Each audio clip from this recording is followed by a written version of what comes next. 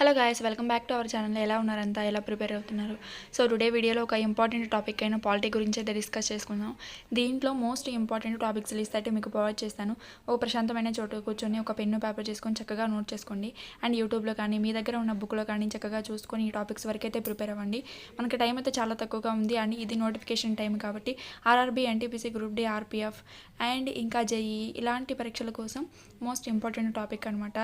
ఈ టాపిక్స్ కనుక ప్రిపేర్ అయితే మీ చేతిలో 7 to 8 మార్క్స్ అయితే ఈజీగా ఉంటాయి. అండ్ మోస్ట్లీ ఆర్పీఎఫ్, ఎస్ఐ, కానిస్టేబుల్కి సంబంధించి ఈ టాపిక్స్ వరకు చదువుకుంటే సరిపోతుందండి. అండ్ ఒక విషయం అయితే చెప్పాలనుకుంటున్నాను, సక్సెస్ అయితే ఊరికే రాదండి. సో ఎంతో కాలం శ్రమిస్తేనే అయితే వస్తుంది. మనకి ఈ టాపిక్స్ వరకైనా చూసి చదివినట్లయితే మీరు అట్లీస్ట్ కాంపిటీషన్లో ఉండడానికైతే ఛాన్స్ అయితే ఉంటుంది. టైం చాలా తక్కువ ఉంది కాబట్టి తక్కువ టైంలో ఎంత ఎఫెక్టివ్గా చదవాలి అనేది అయితే తెలుసుకోండి. సో లేట్ చేయకుండా టాపిక్లోకి అయితే వెళ్ళిపోదాం. టాపిక్స్ మొత్తం కూడా నోట్ చేసుకోండి. టాపిక్లోకి వెళ్ళిపోయినట్లయితే ఆర్ఆర్బీలో వచ్చే ఆర్పీఎఫ్ కానీ, NTPC, group D, ALP, JEE వీటన్నిటిలో కూడా పాలిటీ అనేది మెయిన్ ఇంపార్టెంట్ టాపిక్ అండి. సో పాలిటీ నుంచి మనకి అప్ టు 7 to 8 మార్క్స్ దాకా అయితే వస్తాయి. ఈ టాపిక్స్ కనుక, నేను ఇప్పుడు చెప్పే టాపిక్స్ కనుక పర్ఫెక్ట్గా కనుక ప్రిపేర్ అయితే మీరు ఈ 7 మార్క్స్ మీ చేతిలో ఉంచుకున్నట్లే. సో ఇక ఏంటి అంటే, ఫస్ట్ ఆఫ్ ఆల్ ఆర్టికల్స్ అయితే మెయిన్గా చూసుకోండి. ఆర్టికల్స్ నుంచి మనకి 2-3 క్వశ్చన్స్ అయితే వస్తాయన్నమాట. ఆ తర్వాత అమెండ్మెంట్స్. ఈ ఆర్టికల్స్లో మళ్ళీ ఇంపార్టెంట్ ఆర్టికల్స్ అయితే ఉంటాయన్నమాట. మొత్తం మనకి ఒరిజినల్గా అయితే ఎన్ని ఉన్నాయి, 395 ఆర్టికల్స్ ఉన్నాయి. ప్రజెంట్ ఎన్ని ఉన్నాయి, 448 ఆర్టికల్స్ అయితే ఉన్నాయి.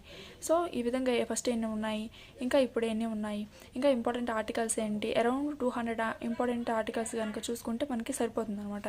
అండ్ నెక్స్ట్ వచ్చేసరికి అమెండ్మెంట్స్. ఈ అమెండ్మెంట్స్ అని కూడా మనకి విద్యా హక్కు చట్టం దేని ద్వారా తెచ్చారు, ఇంకా డైరెక్టివ్ ప్రిన్సిపల్స్ దేని ద్వారా జాయిన్ చేశారు, ఈ విధంగా కొన్ని ఇంపార్టెంట్ అమెండ్మెంట్స్ అయితే ఉంటాయన్నమాట. వాటిని అయితే చూసుకోండి డెఫినెట్గా.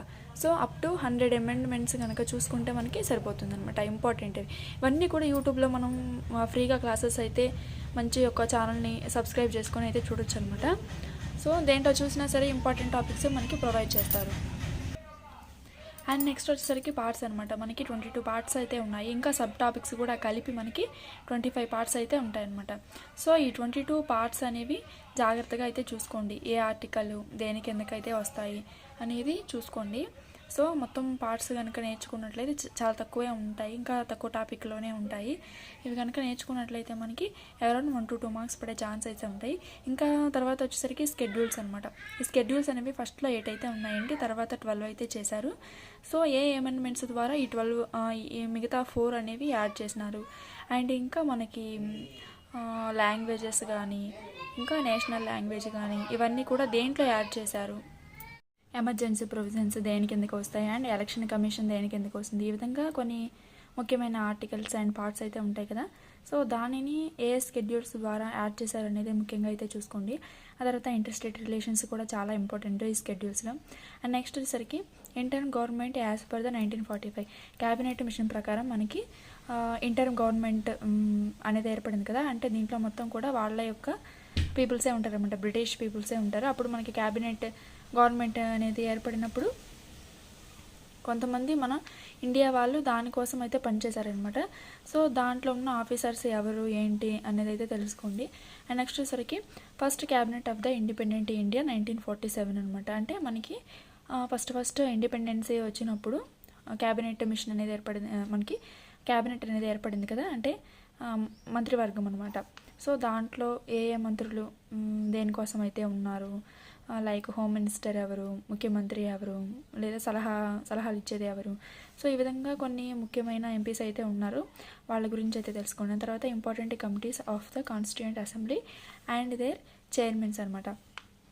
మనకి 1947లో క్యాబినెట్ మిషన్ ఏర్పడినప్పుడు కొత్తగా గవర్నమెంట్ అనేది స్థాపించుకుంటున్నాం కాబట్టి కొన్ని ఇంపార్టెంట్ కమిటీస్ అయితే ఏర్పడ్డాయి అనమాట.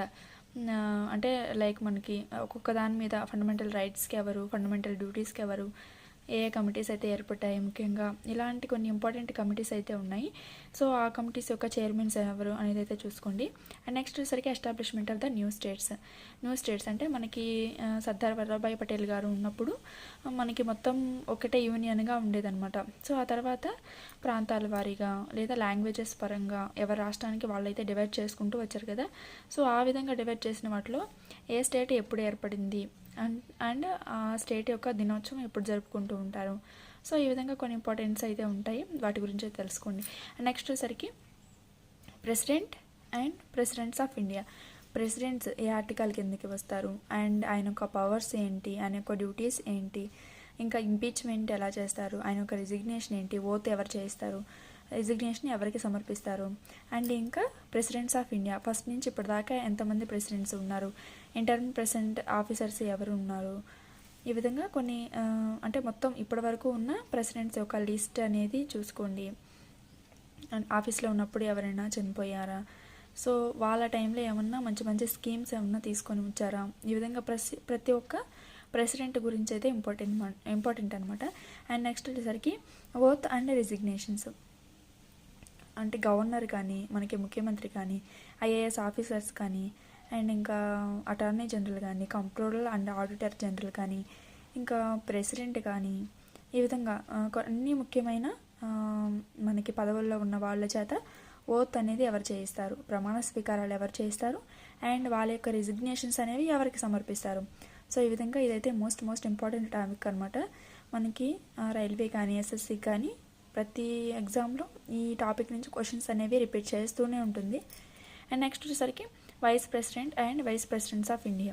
వైస్ ప్రెసిడెంట్ ఏ ఆర్టీ కిందకి వస్తారు, వాళ్ళ యొక్క డ్యూటీస్ ఏంటి, వీళ్ళ చేత ఓత్ ఎవరు చేయిస్తారు, అండ్ ఇంకా రిజిగ్నేషన్, వీళ్ళ యొక్క రిజిగ్నేషన్ ఎవరికి ఇస్తారు, అండ్ ఇప్పటి వరకు ఉన్న వైస్ ప్రెసిడెంట్ ఎవరు, ప్రెసిడెంట్ పదవిలో ఉండగా ఎవరైనా చనిపోయారా, సో ఈ విధంగా అయితే తెలుసుకోండి. ఇంకా వైస్ ప్రెసిడెంట్గా ఉండి ప్రెసిడెంట్ పదవికి వెళ్ళింది ఎవరు, వీళ్ళ టైంలో ఎవరైనా ఇంపార్టెన్స్ ఏమన్నా ఉందా అనేది అయితే తెలుసుకోండి.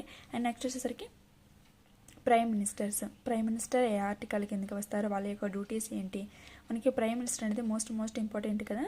ప్రెసిడెంట్ అనేది నామమాత్రపు అయితే మొత్తం అధికారం అనేది మనకి ప్రైమ్ మినిస్టర్ చేతిలోనే ఉంటుంది.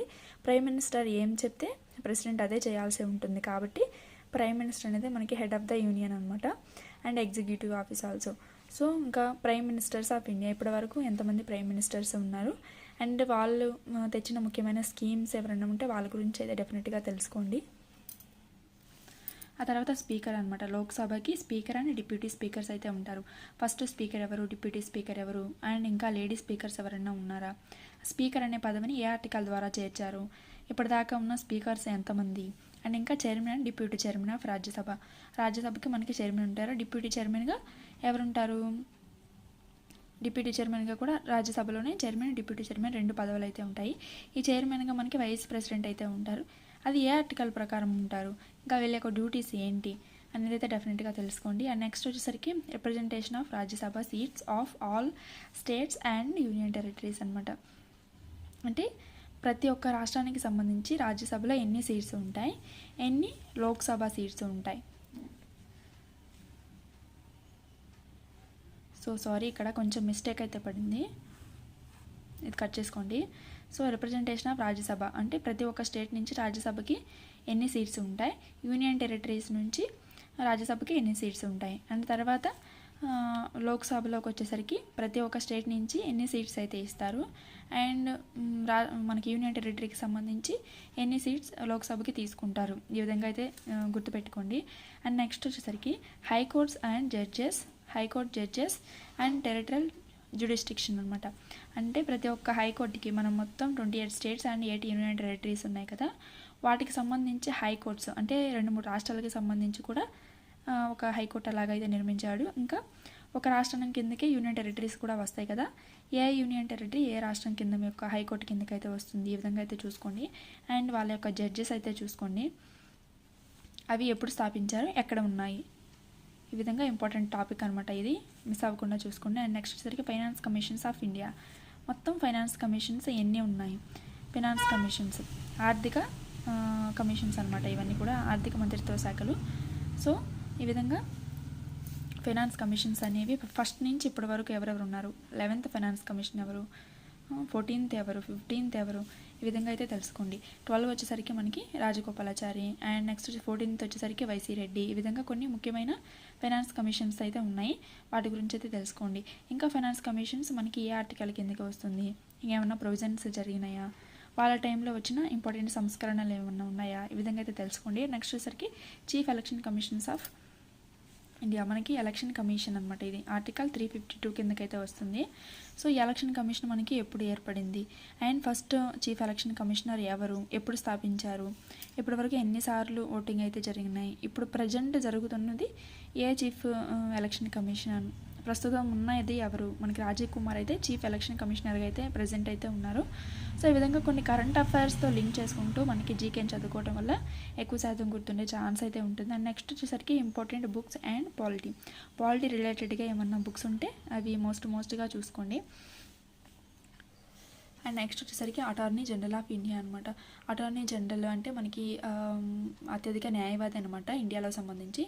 సో ఆయనకు సంబంధించి ఇంపార్టెంట్ ఆర్టికల్స్ ఏంటి, వాళ్ళ యొక్క డ్యూటీస్ ఏంటి, వీళ్ళ చేత ఓత్ ఎవరు చేయిస్తారు, వీళ్ళ యొక్క రిజిగ్నేషన్ ఎవరికి ఇస్తారు, అండ్ వీళ్ళు లోక్సభలో రాజ్యసభలో పార్టిసిపేట్ చేయొచ్చా లేదా, మాట్లాడొచ్చా లేదా అనేది తెలుసుకొని నెక్స్ట్ వచ్చేసరికి కంట్రోలర్ అండ్ ఆడిటర్ జనరల్ అనమాట. అంటే ఫైనాన్స్ కమిషన్ తర్వాత వీళ్ళే అనమాట ఇంపార్టెంట్. సో వీళ్ళకి తెలియకుండా ఏ రాబరీ అనేది కానీ లేకపోతే ఇంకేదైనా సరే రిగ్గింగ్ కానీ ఏ దోపిడీ కానీ జరగడానికే తెలియదు. అంటే హైయెస్ట్ న్యాయస్థానం అన్నట్టు అనమాట. సో వీళ్ళకి సంబంధించి ఆర్టికల్ కిందకి వస్తారు. అండ్ వీళ్ళ యొక్క డ్యూటీస్ ఏంటి, వీళ్ళ ఒక ఓత్ కానీ రిజిగ్నేషన్ కానీ వీళ్ళ యొక్క పవర్స్ కానీ వీళ్ళని ఎవరు తీసేయడానికి ఉందా లేదా, వీళ్ళు రాజ్యసభ లోక్సభలో పార్టిసిపేట్ చేయొచ్చా లేదా. సో ఈ విధంగా కొన్ని ఇంపార్టెంట్ టాపిక్స్ అయితే ఉన్నాయి. ఈ టాపిక్స్ వరకు మనకి చూసుకుంటే సరిపోతుందండి. ఈవెన్ ఆర్పిఎఫ్ కానీ ఎన్టీపీసీ కానీ గ్రూప్ డి కానీ ఏఎల్పి కానీ జేఈ కానీ వీటన్నిటిలో నుంచి మనకి క్వశ్చన్స్ అయితే పడుతుంటాయి. వీటిని తప్పించి ఇంకెక్కడి నుంచి కూడా రావు. ఒకవేళ ఇంకేస్ ఏమన్నా మిస్లీనియస్ వస్తే కనుక మనకి ప్రీవియస్ ఇయర్స్ పేపర్స్లో కానీ లేకపోతే మన ప్రాక్టీస్ సెట్స్లో కానీ అయితే కవర్ అయిపోతాయి. సో డెఫినెట్గా ఈ యొక్క ఆర్టికల్స్ అనేవి ఒక పెన్ను పేపర్ తీసుకొని ఒక ప్రశాంతమైన చోట కూర్చొని నోట్ చేసుకొని చక్కగా యూట్యూబ్ ఛానల్స్ కానీ లేకపోతే మీ దగ్గర ఉన్న బుక్ ఏ బుక్ ఉంటే ఆ బుక్లో ఈ టాపిక్స్ అనేవి చూసి చక్కగా ఒక చోట అయితే రాసుకోండి. అండ్ దెన్ మీ యొక్క ప్రిపరేషన్ కొనసాగించడం వల్ల పాలిటీలో ఎక్కడ కూడా ఒక్క బిట్ కూడా మిస్ అవ్వకుండా ఉంటుంది. అండ్ తెలుసుకొని చదవండి, మైండ్కి ఎక్కించుకొని చదవండి. మనం చదివేది ప్రతి ఒక్కటి కూడా మన న్యూరాన్స్ అనేవి దానికి కనెక్ట్ అవ్వాలి. అండ్ ఈరోజు చదివింది వితిన్ 24 అవర్స్లో మళ్ళీ ఇంకొకసారి రివిజన్ చేయడానికి ట్రై చేయండి. దెన్ మీరు జీవితంలో ఎప్పుడు కూడా మర్చిపోకుండా ఎక్కువ కాలం అయితే గుర్తుపెట్టుకోవడానికి ఛాన్స్ ఉంటుంది. మిమ్మల్ని ఒకటే రిక్వెస్ట్ చేస్తున్నానండి, ప్రీవియస్ ఇయర్స్ పేపర్స్ సంబంధించి అండ్ మాక్ టెస్ట్ నేను ఇస్తున్న మాక్ టెస్ట్లకు సంబంధించి కానీ మొత్తం కూడా గ్యాదర్ చేసి ఈ విధంగా పాలిటీలో ఇంపార్టెంట్ టాపిక్ అయితే తీశాను. సో నచ్చినంత డెఫినెట్గా ఒక చిన్న అయితే లైక్ అయితే ఎక్స్పెక్ట్ చేస్తున్నా. Thank you so much.